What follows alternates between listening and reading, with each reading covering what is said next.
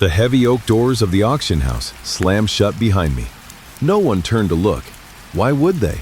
In their eyes, I was just a senile old man in a cheap, dirt-stained flannel shirt. Up on the podium, my in-law, Robert Sinclair, was laughing, raising a glass of champagne to celebrate selling off his ancestral legacy to save his hollow reputation. Just 24 hours ago, he had pointed a finger in my face and said, "Get out. Your stench of poverty is polluting my family's air." He didn't know that the man standing in the shadows, the man he had just spat on, was the only person in this room with the power to save them, or to sink them to the bottom of the ocean forever. And I didn't come here to save them. Hi everyone. Before we get to that fateful moment, I want to say a sincere thank you for being here with me. If you've ever been underestimated because of how you look, or had to swallow your pride to protect someone you love, then this story is for you. Your presence here truly means a lot to me. My name is Henry Ford. No, not that Henry Ford. I'm the Henry Ford of the ocean. If you see those massive container ships cutting across the horizon on the East Coast, carrying everything from electronics to luxury cars, there's a good chance that's one of mine. Ford Holdings is the empire I built with sweat, blood, and a lot of regret. I'm 68 years old. At this age, men usually think about legacy. What is mine? Billions in a Swiss bank account? Bustling ports named after me? No, those are just soulless numbers. A man's true legacy is the child he leaves behind. And that is where I failed. I was so busy conquering the ocean that I neglected the safest harbor of all, my family. My wife passed early, and my son, Jack, grew up with an absent father.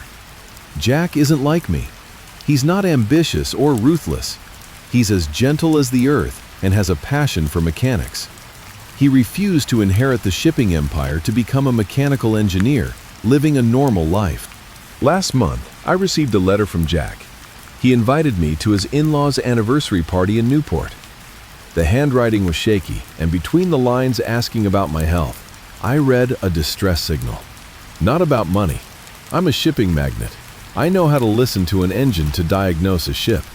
And Jack's letter sounded like a vessel cracking under a storm. I could have flown there in my private helicopter. I could have shown up with an entourage of 10 and made Jack's in-laws kneel in sycophancy. But if I did that, I would never see the truth. Money is a thick fog. It hides human nature. I wanted to see my son's real life when he wasn't protected by the halo of Ford Holdings. So, I did something crazy. I left my handmade Italian suits in the closet. I put on the old, worn-out flannel shirt I use for gardening, slipped into cracked leather shoes, and caught a Greyhound bus across state lines. In my pocket, I had $200 in cash and a powerful black card sewn into the lining of my shoe, something I hoped I wouldn't have to use. The bus stopped in Newport on a rainy afternoon. Jack picked me up at the station. The moment I saw him, my heart clenched. My son looked emaciated, his eyes sunken, and his hands, the artist hands of a talented engineer, were now calloused and stained with black grease. He hugged me, and I felt the tremor in his shoulders.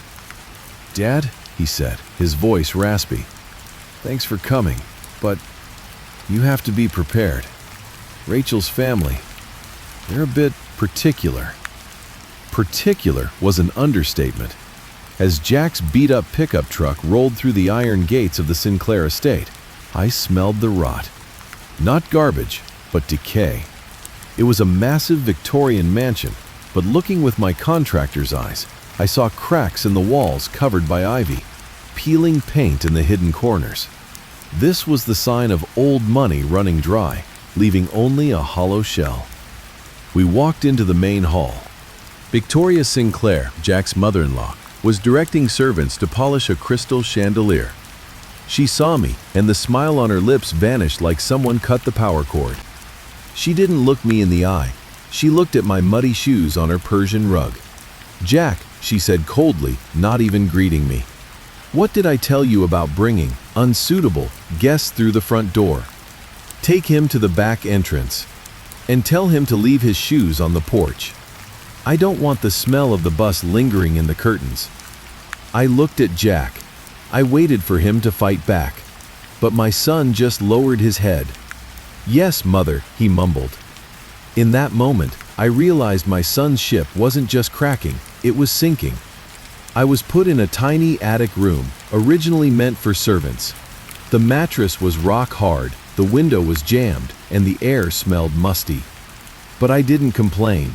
In my startup years, I slept on freezing container floors. What chilled my heart wasn't the room, but how they treated my son in his own home. That first night, dinner was served in the grand dining room. Flickering candles, shining silverware. But there were only 4 chairs, Mr. and Mrs. Sinclair and Rachel, my daughter-in-law. Jack wasn't sitting there. He was in the kitchen, bringing out dishes like a server. I started to walk into the dining room when Rachel blocked me at the door.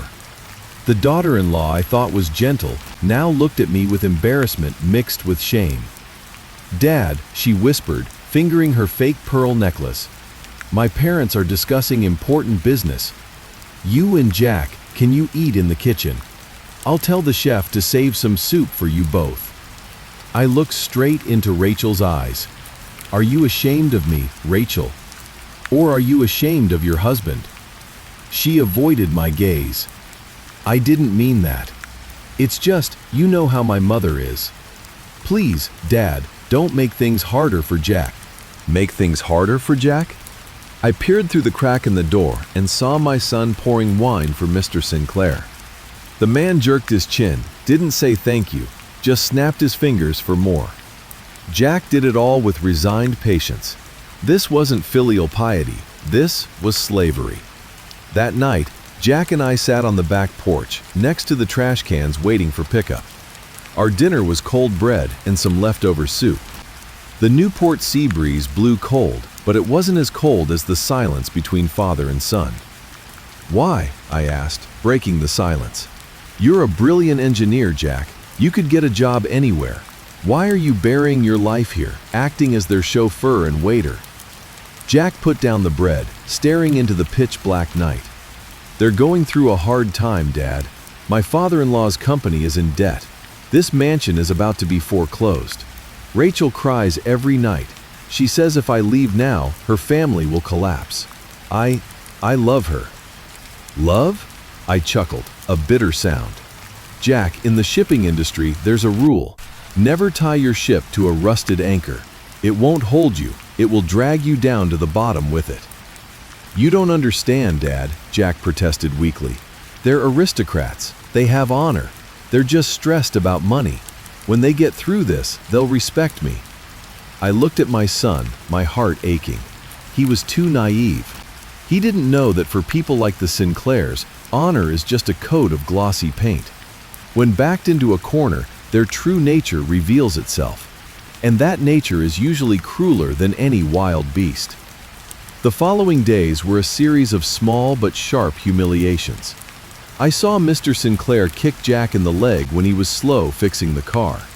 I heard Victoria call me a freeloader while on the phone with her friends. "My son-in-law? Oh, please, just a redneck mechanic," she laughed in the living room, speaking loudly enough for me to hear while I swept leaves outside. "And his father just arrived. Looks like he just walked out of a homeless shelter. I have to hide the silverware. Who knows if he has sticky fingers?" My blood boiled.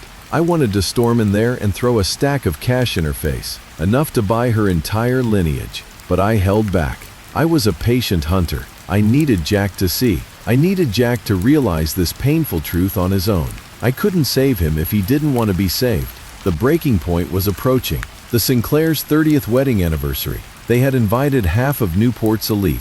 Bentleys and Rolls Royces began to fill the front yard. That morning, Rachel handed Jack an outfit. I thought it was a suit for the party, but no, it was a white jacket, a black bow tie, and black trousers. A waiter's uniform.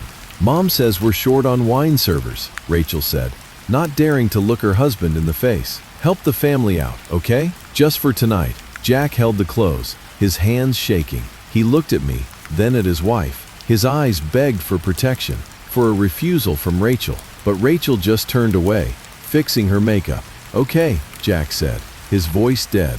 "I'll do it." I stood up, walked over, and placed a hand on my son's shoulder. My grip tightened, transferring the last of an old father's strength to him. "Jack," I said, "the ocean never tolerates cowardice, but it always opens a path for those who dare to face the waves. Remember who you are. You are the son of Henry Ford." He looked at me, surprised by the steel in my voice. He didn't yet understand the full weight of that name, but tonight, this entire mansion would understand. The storm had arrived. The Sinclair mansion that night was blazing with light, like the Titanic before hitting the iceberg.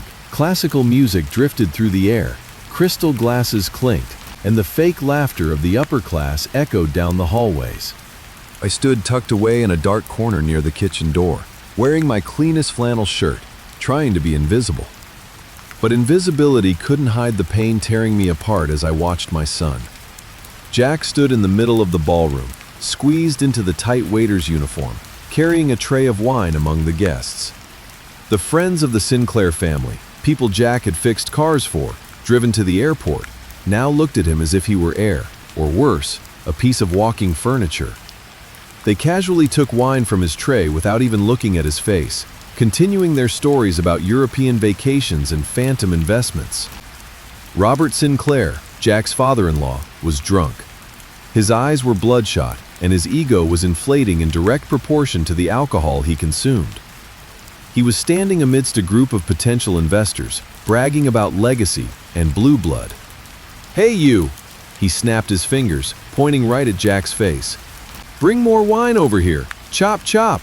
Moving like a turtle, how can I trust you with anything important?" The group laughed.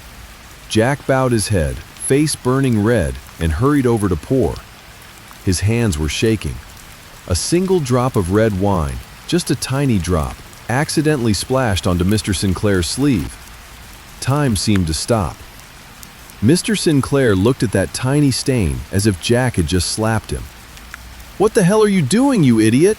he roared, flailing his arm. Crash! The entire tray of wine in Jack's hand went flying onto the marble floor. The shattering sound silenced the entire room.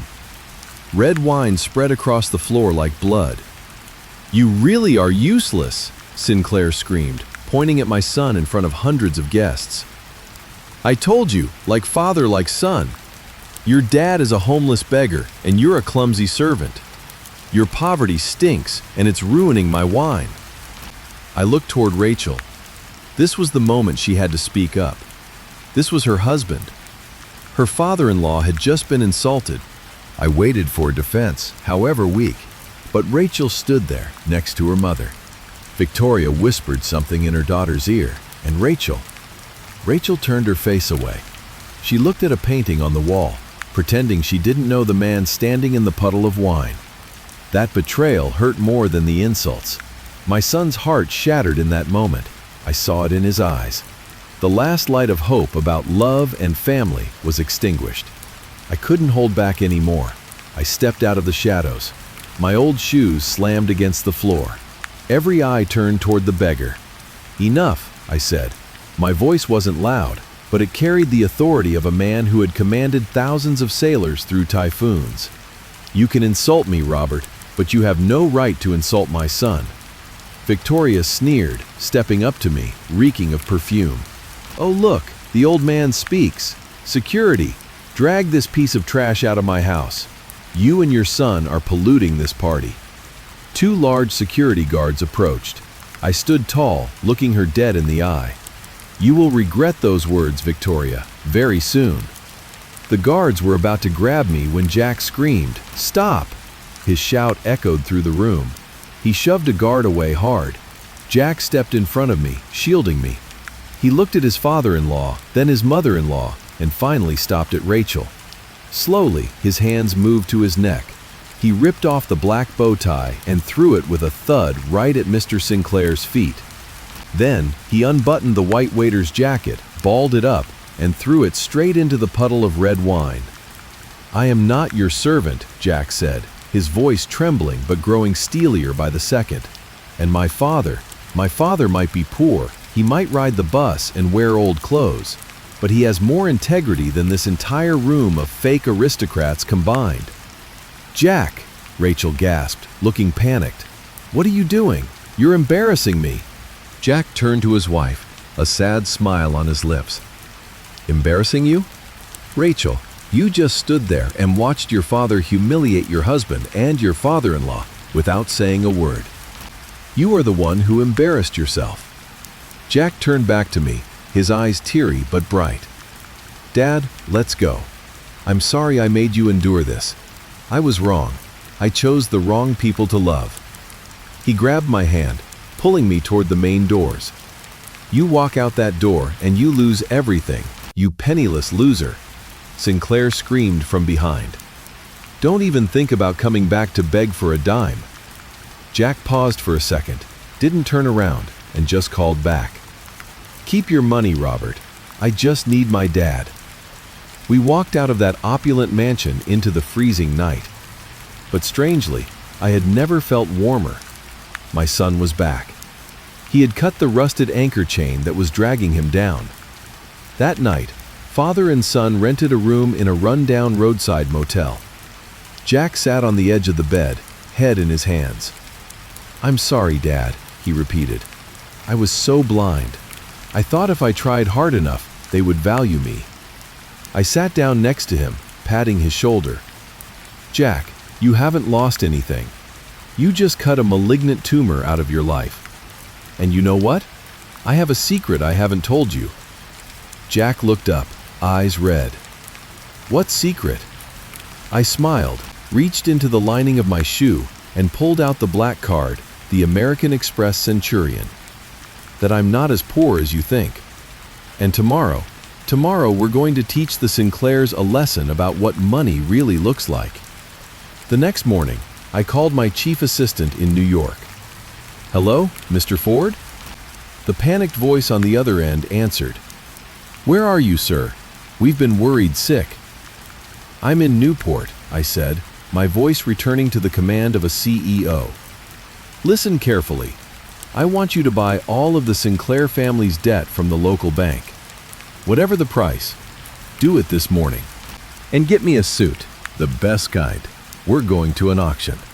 I turned to Jack, who was staring at me with his mouth open. "Dad, who are you?" Jack asked, voice shaking. "I'm still your dad, Jack," I said, standing up and stretching. "But I'm also Henry Ford, and it's time for the Ford Holdings ship to come into port and bring the captain and his son home."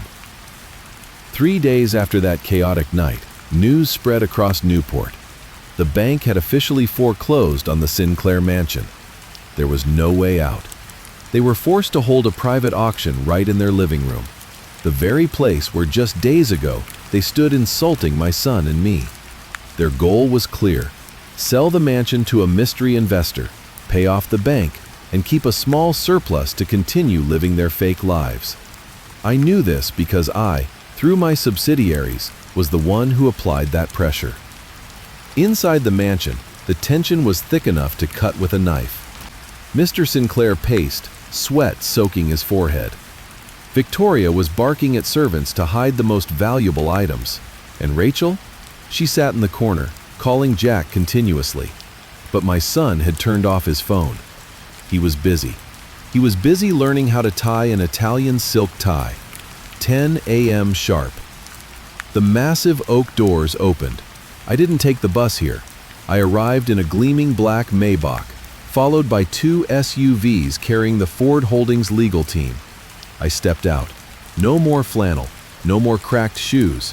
I wore a navy blue Tom Ford suit, hand-tailored in Milan, worth more than a normal person's annual salary. On my wrist was a Patek Philippe, the second hand sweeping as calmly as my mood. And walking beside me was Jack. My son was clean-shaven, hair combed back, wearing a fitted charcoal gray suit that accentuated the tall frame that had been hidden by grease-stained mechanic coveralls. He didn't look like a mechanic. He looked like an heir. We walked into the auction room. Our appearance silenced the room instantly. "Mr." Sinclair was holding a glass of wine and dropped it. Crash, another shattering sound, but this time no one dared to scold him. Victoria's jaw dropped, eyes bulging. She looked at me, then the suit, then Jack. Her brain tried to process the image and failed. "You," Mr. Sinclair stammered, his face drained of blood. "What the hell are you doing here? Security, kick these beggars out." I said nothing. I just gently waved my hand. Michael, my lead attorney, stepped forward and placed a crocodile skin briefcase on the auction table. "Mr. Sinclair," Michael said, his voice cold and professional, "you should be careful with your words. Mr. Ford here is not a beggar, and more importantly, he doesn't need to bid on this house." "What do you mean?" Victoria hissed, voice trembling. "This is our house. We are selling it to the Golden Sea Corporation." I stepped closer to them. The sound of my Italian leather soles hitting the floor was sharp and authoritative. I looked straight into Mr. Sinclair's eyes, the man who 3 days ago called me trash. "Golden Sea is a subsidiary of Ford Holdings, sir," I said, my voice deep and sharp as a scalpel. "And this morning, I instructed them not to buy this house." Then who will buy it? The bank will take it," Rachel spoke up in panic. I turned to look at my former daughter-in-law. "No one is buying it, Rachel, because I bought your family's debt from the bank at 8 a.m. this morning, at full value plus penalties, a total of $12.5 million. I signaled Michael to open the briefcase. He pulled out a thick stack of documents and threw them with a thud on the table right in front of Sinclair. "These are the debt transfer papers. Currently, I am the sole creditor of this family, and according to the mortgage terms, I have the right to immediate foreclosure if the debtor becomes insolvent." The room went dead silent. Mr. Sinclair collapsed onto the sofa, gasping like a drowning man. Victoria grabbed the mantelpiece to keep from falling. You are Henry Ford?" she whispered, face white as a sheet. "Chairman of the Ford shipping empire?" "Correct," I smiled, a smile with absolutely no warmth. "The man you made use the back door because you were afraid of dirtying the carpet. The man you called a freeloader. The man you spat on." I turned to Jack. "Son, do you want to say anything to them?" Jack stepped up. He wasn't bowing his head anymore. He stood tall, grand, and dignified. Rachel rushed forward, grabbing his sleeve, tears streaming down her face. "Jack, baby, I knew it. I knew you weren't ordinary. I'm sorry I was silent that day. My parents forced me. I still love you, Jack. Can we start over?" The scene was pathetic. Jack looked at Rachel's hand clutching his expensive suit sleeve. He peeled her fingers off, gently but firmly, like removing a leech from his skin. "You don't love me, Rachel," Jack said, his voice strangely calm. "You love safety. You love your family's fake honor. You had a chance to stand by me when I was a poor mechanic, but you chose to stand with those who humiliated me. Now that I'm a billionaire's son, you want to come back?" He took a step back, standing beside me. "I don't need a wife who loves my father's wallet. I need a wife who loves my grease-stained hands.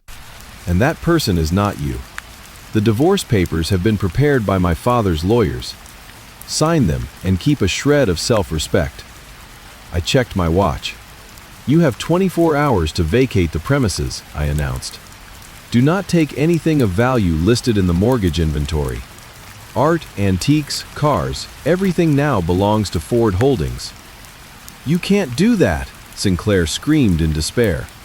"Where will we go? We are blue bloods." I leaned close to his ear, whispering loud enough for him to hear the terror in every syllable. "You said my smell of poverty ruined your wine? Well, go outside and breathe the fresh air of bankruptcy, Robert. Let's see if your blue blood keeps your belly full." I turned and walked away, Jack right beside me. We left that mansion, leaving behind the crying, the begging, and the total collapse of a family that sold their souls for greed. 24 hours passes in the blink of an eye for the happy, but it drags like a century for the condemned. And for the Sinclair family, it was 24 hours of hell. I didn't stand there personally to supervise them moving out. I have lawyers for that. But Michael, my assistant, sent me detailed reports. Mr. Sinclair tried to call every friend in the elite circle to borrow money. The result? No one picked up. News of Ford Holdings foreclosing had spread through Newport faster than the sea breeze. In the world of the nouveau riche, when you sink, the rats are the first to jump ship. The people who drank his wine, who laughed at his parties, now treated the Sinclair family like an infectious disease. At 10 a.m. the next day, Jack and I drove over and parked across the street.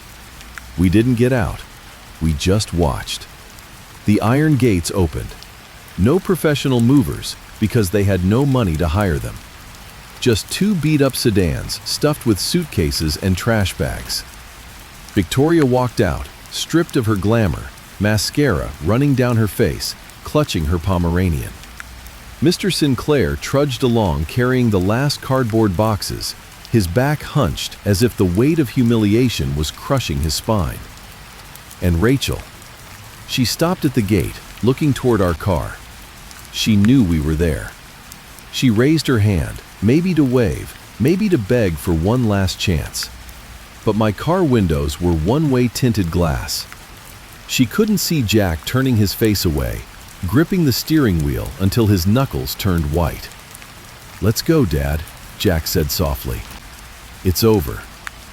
The Sinclair car rolled away, leaving behind the ancestral mansion, the thing they traded their integrity to keep, but lost anyway. They lost the house, the money, and the only son-in-law who actually loved them. A few days later, Jack received a handwritten letter from Rachel. Not through lawyers, but sent to the hotel address where we were staying. I saw Jack reading it by the window, the afternoon sun lighting up his pensive face. "What did she write?" I asked, setting down my tea. Jack handed me the paper. The words were smeared with tear stains. Rachel wrote that she was wrong, that she was pressured, that she missed the days Jack fixed cars in the garage and they ate cheap pizza together. She said now that she was living in a shabby rental apartment, she realized Jack was the most precious thing she ever had. "How are you going to reply?" I asked, handing the letter back. Jack took a lighter and touched it to the corner of the paper.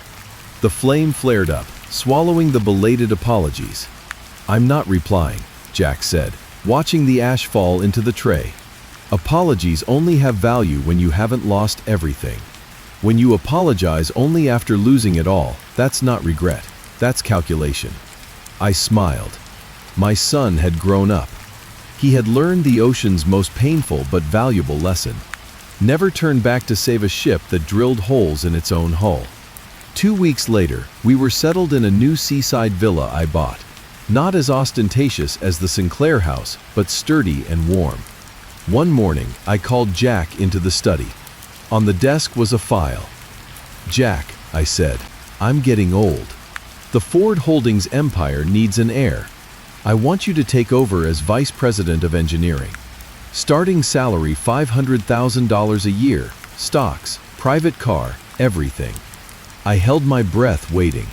This was the dream of millions. But Jack shook his head. He pushed the file back toward me. "I thank you, Dad, truly, but that's not me." "Then who are you?" I asked, though a spark of pride was already igniting inside me. "I'm a mechanic, Dad." Jack's eyes lit up. "I like the smell of motor oil better than the perfume in the boardroom. I like the roar of an engine better than the clicking of keyboards. I want to open a custom shop, not a normal repair shop, but a place to restore classic cars, turning things people threw away into masterpieces." I laughed out loud, the heartiest laugh I'd had in 10 years. I pulled out my checkbook, signed a check, and handed it to him. "This isn't free money," I said sternly. "This is an investment from Henry Ford, $2 million. I want to see a business plan next week. And I want 10% of the profits after 2 years. Can you do it?" Jack held the check, his hand no longer shaking like when he held the wine tray. He held it firmly, full of confidence. "You'll get 20%, Mr. Chairman." And so, Jack's Customs was born. Not because of my protection, but because of Jack's true talent, fueled by my capital. I watched my son work. He put his mechanic suit back on, hands greasy again, but this time no one dared to look down on him. Wealthy customers bringing their cars to the shop had to wait in line and speak to him with respect, because they knew this mechanic wasn't just a billionaire's son, he was an artisan. Our lives gradually fell into a rhythm. No more fake parties, no more scornful looks. Every afternoon, after work, Jack and I sat on the porch, this time our own porch, looking out at the sea. We drank beer, talked about ships, about cars, about his mother. I realized that money doesn't buy happiness, but it buys freedom. Freedom to live true to oneself, freedom to protect those you love, and freedom to say no to those who are unworthy. Jack had found his smile again, and more importantly, I had found my son again. But the story didn't end there, because life always has unexpected gifts for decent people, and that gift came to Jack on a rainy afternoon in the form of an elementary school teacher with an old Honda and a broken engine. 6 months after the Sinclair empire collapsed, Jack's Customs had become the most famous shop on the coast. Jack worked tirelessly, but I never saw him look tired. He was living his dream. One pouring afternoon, when the customers' supercars were tucked away in the garage, an old, rusted, rattling Honda Civic turned into the yard. Stepping out was a young woman, soaked because she forgot an umbrella, her face full of worry. She wasn't a model or a rich heiress. She wore a simple sweater and carried a stack of lesson plans. She was Sarah, an elementary teacher at the local public school. "I'm sorry," she said, voice trembling as she looked at the supercars in the shop. "I think I'm in the wrong place. My car stalled and I saw the sign, but this place looks too expensive. I'm sorry." Jack walked out holding a wrench. He looked at the girl, then at the old car. He didn't look with the arrogant eyes of a big boss. He looked with the eyes of a mechanic who wanted to help. "Not the wrong place, miss," Jack smiled. That gentle smile I hadn't seen in a long time. "Every car needs to run. Come into the office and get warm. I'll take a look." I was sitting in the corner of the office reading the paper, still looking like a normal retired old man. Sarah walked in, saw me, didn't frown, didn't turn away. She smiled. "Hello, sir," she said, pulling a dry handkerchief from her bag. "Are you cold? I have some ginger tea in my thermos. Please have some to warm up." I froze. How long had it been since a stranger treated me like that without knowing who I was? Victoria Sinclair wanted me to use the back door. Rachel was ashamed of me. But this girl offered me a sip of ginger tea just because she thought I was an old man waiting in the rain. Jack fixed her car in 20 minutes. A small carburetor issue. "How much is it?" Sarah asked, clutching her frayed wallet. "Free," Jack said. "Just turned a few screws." "No," Sarah insisted. "You put in the work. I can't take it for free." She put $50 on the table, probably a lot of money for her at that moment. "Thank you so much." They started dating after that. Jack didn't tell Sarah he was Henry Ford's son. He wanted to be loved for being Jack, the kind mechanic. And Sarah truly loved him. She loved how Jack patiently fixed toys for her students. She loved how Jack took care of me. 3 months later, when Jack decided to propose, he confessed everything. He brought Sarah to our seaside villa. I remember that moment forever. Sarah stood in the middle of the lavish living room, staring at Jack with wide eyes. "You are billionaire Henry Ford's son?" she asked. Jack nodded, afraid she would be angry, or afraid her attitude would shift like the gold diggers. But Sarah just sighed and slumped onto the couch. "Oh my God, and here I was worrying you couldn't afford health insurance, so I've been secretly buying you vitamins every month." Then she laughed. Jack laughed. And I, standing upstairs looking down, smiled too. No calculation, no flattery, just sincere care. That was when I knew my son's ship had found the safest harbor of its life. Now, sitting on the balcony looking out at the vast ocean, I often think about the crazy journey we went through. Where is the Sinclair family now? I heard they moved to another state, living in a small apartment, and Robert had to get a job as a warehouse manager. Rachel remarried hastily to some older man. I don't care anymore. The biggest punishment for them isn't losing money, but having to live the rest of their lives with regret, knowing they threw away a diamond just because it was wrapped in old newspaper. As for me, I learned the biggest lesson of my life at 68. I used to think I was a tycoon, a controller of things. But walking into that house as a poor old man, I realized how small I was before the cruelty of the human heart. And I also saw how great my son was. Jack didn't need my money to be a good man. He was a good man even when he was on his knees scrubbing floors for his in-laws. My money was just a tool to liberate him, not the thing that created his value. That is what I want to tell you all. In this society, we are too easily dazzled by expensive suits, luxury cars, and flashy titles. We bow down to those with money, but hollow souls, and we accidentally walk past, or even look down on, simple people with hearts of gold. Don't let appearances fool your eyes. Don't let glamour cloud your judgment. A worn flannel shirt might hide a billionaire, but more importantly, it might hide a decent human being. And conversely, a silk suit might just be a wrapper for a rotting soul. My son and I's story is a story of revenge, yes, but deeper than that, it is a story of awakening. When someone tries to drown you in mud, don't lie there, stand up. Not to become evil like them, but to prove that mud cannot stain your value.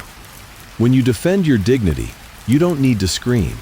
Sometimes, the most powerful revenge is silence, turning your back and living a brilliant life they can never touch again. Thank you for listening to my story, Henry Ford, the Silent Tycoon. I hope that somewhere in these past minutes, you found a little strength for yourself. If you are enduring injustice, remember Jack. If you are a parent, remember me. Don't wait until it's too late to understand your children. Life is short. Don't waste it trying to please people who don't appreciate you. Find the people willing to offer you ginger tea when you're wet from the rain, not the ones who make you use the back door because they're afraid of dirty carpets. If this story touched your heart, please leave a comment below. I really want to hear your stories. Have you ever been misjudged? And how did you overcome it? Your sharing might be the lighthouse that helps someone lost in the storm. Don't forget to subscribe to hear more true life stories. Live kindly, but stay strong. I'm Henry. Goodbye, and see you again.